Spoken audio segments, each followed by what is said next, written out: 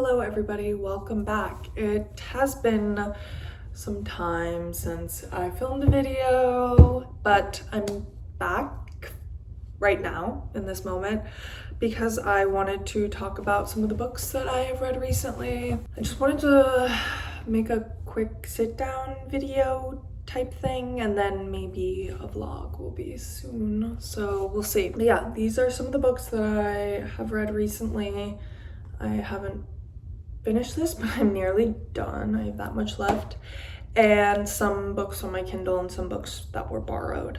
So let me get into it. I guess first I finished this kind of essay collection. Not really, it's more of like a book of prose called Paris When It's Naked by Etel Adnan. Basically, I thought it was okay. I wouldn't say it was my favorite from the books that I read from her, because I read her poetry collection called Time and then also Shifting the Silence. I think of the works that I read from her, Shifting the Silence is my favorite, but I did enjoy this, and I just really enjoy her writing. And you know, I moved to Paris and I was like, let me read this book about Paris, basically. And yeah, I found it quite interesting the way she wrote about Paris, and she's not native to Paris, but she had lived in Paris for quite some time. And yeah, she has such a large oeuvre, I guess, so plenty of things to get through. So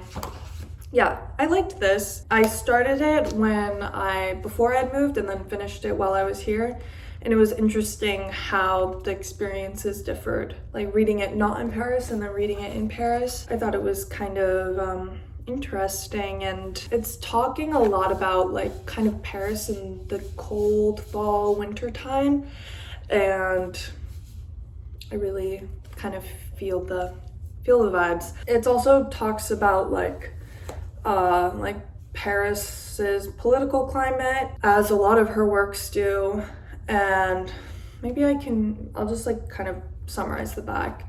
She tells a story of time and what it is to sit and think and be baffled by 1,000 shifting currents of social and political possibilities. Beneath the daily round of the individual and the habituations of Paris as a locale, move forces that threaten to subvert and destroy, promise to challenge and enlighten. This conflict is made naked here thanks to Adnan's wonderful ability to level with herself and her readers. I also would consider rereading it at some point eventually, I think, after I've spent some more time here.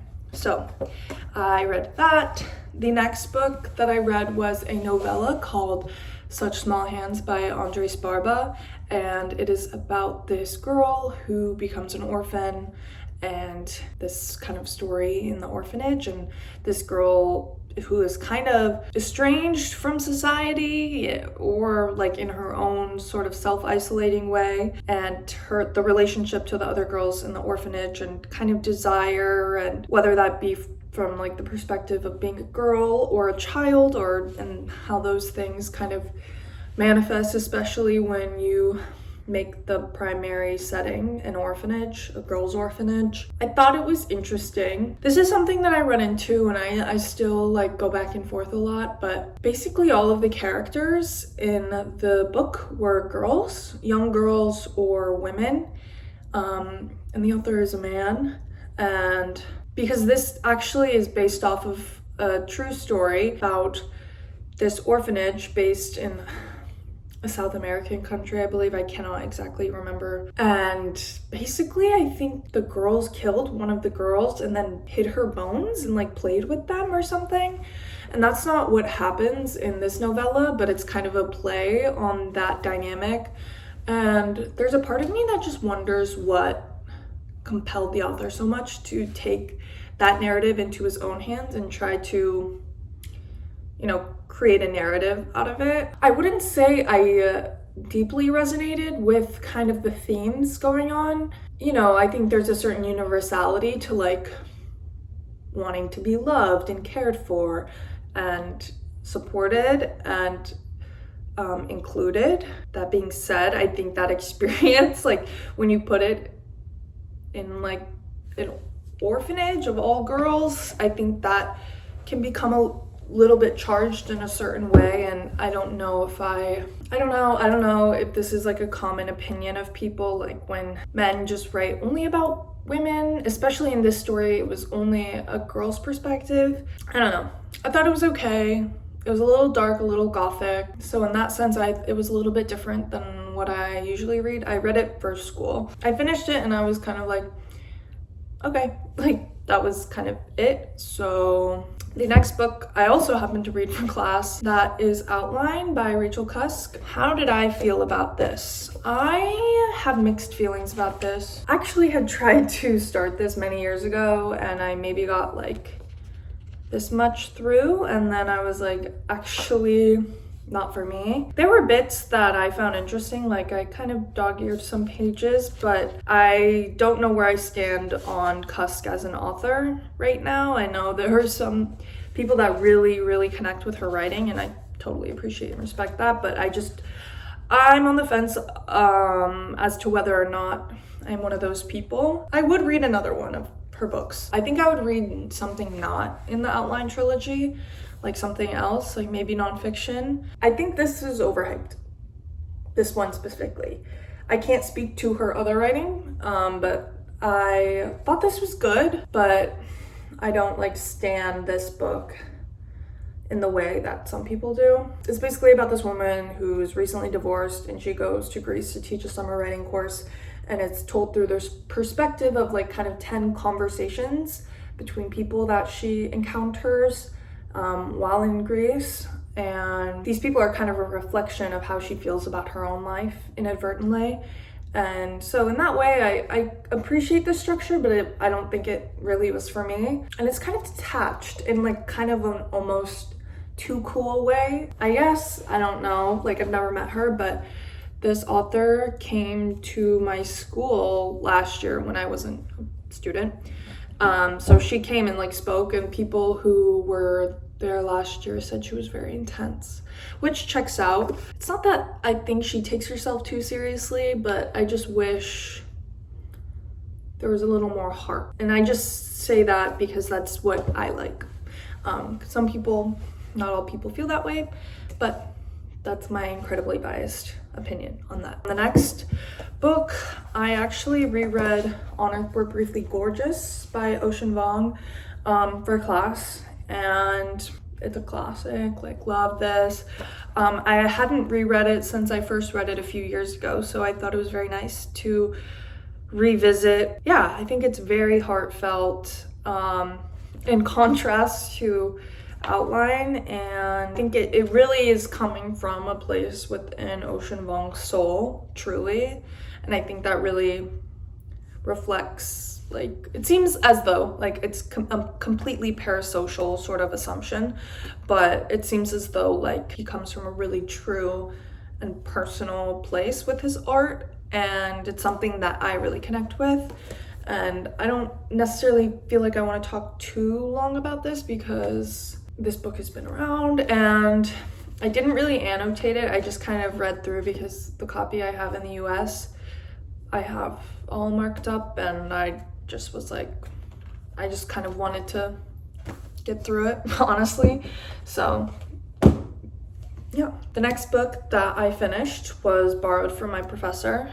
She recommended it to me, so I returned it actually yesterday, but it's called Heroines by Kate Zambrino. Thought that this was really good and I really enjoyed reading it. It is kind of like long form essay maybe of the story of the wives of modernist writers. So she kind of talks about all the women in that period, and she just references a lot of writers that I personally connect to. Like she talks about Virginia Woolf, Clarice Lispector, and then also Zelda Fitzgerald, Jean Rhys, Vivian Elliott, just a bunch of little tidbits and vignettes of their lives and how their voices were ultimately stifled by their husbands. And within this, Kate Zambrino is talking about her own journey as a writer and her youth and experiences, and so it's a good like blended version of other women's stories and how they parallel her own life. And also she lived in Chicago and was writing about a time of her life when she was living in Chicago and in the Midwest. And so that was something that I really connected to, because I totally like feel like that person almost. Also writing about the period of her life where she's trying to become a writer and what that means to use her voice and where her voice is coming from and what the implications of writing fiction or nonfiction or what have you from the perspective of a woman, being able to speak about the emotional self without representing a sort of like charged emotional woman narrative. I really like that. And if you're into modernist literature and feminist literature, I highly recommend Heroines. Then we have Intermezzo. I'm not going to talk about this too much because I'm not completely done. I have about 100 pages left, but it's so good. Like, I really, really, really love it. And I think it's my favorite Sally Rooney novel. I've heard some criticisms of it being too long, which I don't disagree with, but I kind of like that it's long because I'm excited to reread it, and I like that it's kind of like an experience. And I've been taking my time reading it, and I have it on audiobook as well, so I've been switching off because the narrator is Irish, and so it's kind of nice to hear like the story from like an Irish voice. I'm assuming that everyone watching this already knows about this because I'm just talking about this. It came out like over a month ago. I'm still finishing the audiobook of Revolutionary Suicide. I still have like an hour left, but it's by Huey P. Newton, and it is his autobiography about the beginnings of the Black Panther Party and different tribulations that he had faced since forming that with the police, the justice system, all of that. I also have Lifeform by Jenny Slate, and I am so excited to read this. It is the paperback, but I think I don't know, the font is really big, so it's throwing me off.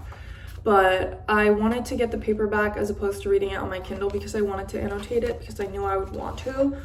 But I think once the paperback comes out in the US, I think it'll be smaller. Yeah, it's just a little it's too big for me. I don't know. I have bone to pick with the UK publishers of this, but it is what it is, I guess. Upon opening it, it seems like very similarly structured to Little Weirds. The only difference being that this is written about a different period of her life. She is so whimsical and just like magical, and I really, really think she has such a singular voice, and I love her. I love her. So I'm very excited to read this. I will let the people know what I think. But yeah, I just kind of wanted to come back with something quick because I haven't been here in a minute and I wanted to give a sign of life. But yeah, I've been really happy in Paris. I've actually been doing really well. So I'm very content with my life, which is not something I could necessarily have said like 6 months ago. And I love living here, and I feel like I'm really forging a good life for myself here. So yeah, that's kind of all I wanted to talk about today. I hope you guys enjoyed, and I promise I will see you very soon.